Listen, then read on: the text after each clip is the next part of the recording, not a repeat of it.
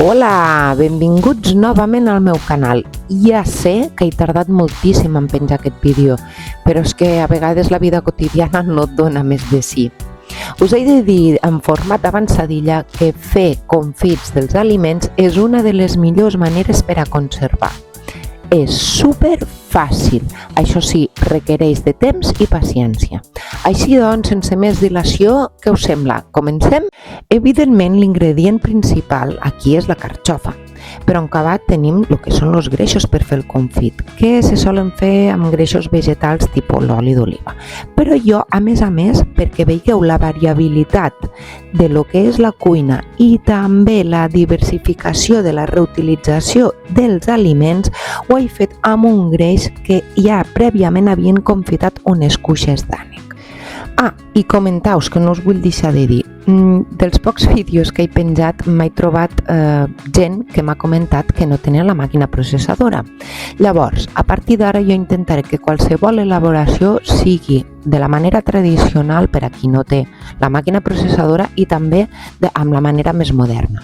Així, qualsevol persona tindrà a l'abast el reaprofitament alimentari, que d'això tracta aquest canal. Quin és l'inconvenient? L'inconvenient és que coure una cosa que prèviament hi ha cuit una altra és que li aporta sabor. Però aquest inconvenient se pot posar entre cometes. Per què? Perquè ara posem pel cas que jo aquestes carxofes després les acabo coent una miqueta a la brasa per acompanyar una carn. Doncs bé, aquestes carxofes tindran un sabor espectacular. El primer que farem serà precalentar aquests greixos. Tant si és al forn com a la màquina processadora, ho ficarem a 75 graus. Pels que teniu la màquina processadora, o bé posem un tap substitutori de lo que són les fulles giratòries, o bé el que cobreix aquestes fulles giratòries per a que no malmeti el nostre aliment, i en el cas de que tampoc ho tingueu no passa res. El que és l'accessori que ja venen amb la màquina, posarem les carxofes aquí al damunt i ho cobrirem amb oli. No patiu que l'oli mai sobra. A l'hora de tallar les carxofes sempre dic que com més al centre més tendretes quedaran. I pel rebuig d'aquestes no patiu perquè en el vídeo anterior tenim una crema de carxofes de totes les pellofes. La tija l'hem de tallar ben recta perquè la carxofa s'ha de posicionar i ha de quedar perfectament recta. Pelarem totes les pellofes de fora.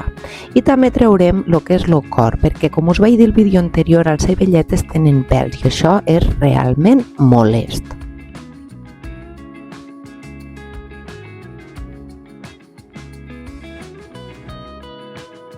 Un cop tenim els olis atemperats, ficarem la carxofa ben planeta i sobretot ben coberta d'oli. No patiu perquè d'excedent d'oli no n'hi ha mai. Si l'oli no passa dels 95-100 graus, sempre es pot tornar a aprofitar, ja sigui per un altre confit, coses a la planxa o inclús amanides que, com he dit abans, aportarà sabor. Continuarem amb els 75 graus aquesta vegada durant 5 hores. Un cop han passat aquestes 5 hores comprovarem la cocció. Al centre té que estar tovet, bé tovet. A mi m'agraden al dente. Per què? Perquè jo a posteriori després ho passo per la brasa o inclús a la fregidora d'aire i si queden massa toves estan com a revingudes i no m'acaba d'agradar.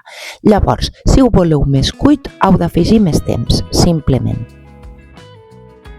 Ara només mos cal envasar.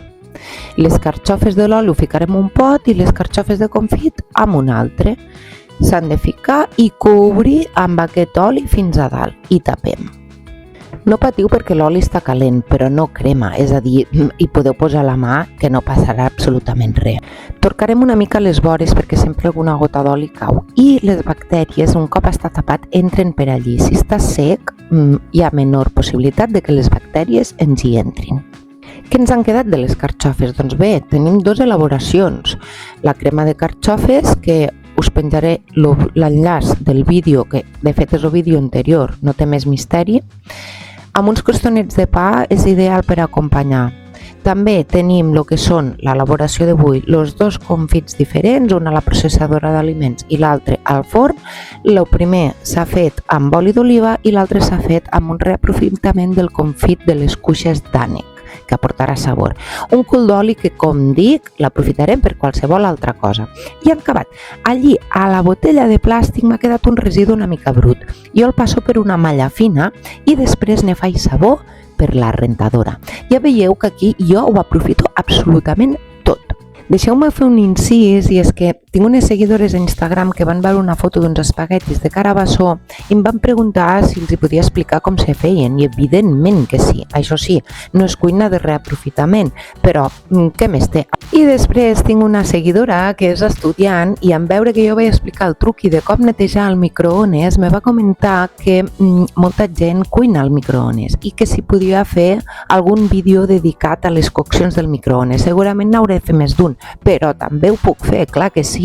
D'altres demaneu que jo després faré el que podré, d'acord? Bé, mos veiem a la pròxima. Gràcies!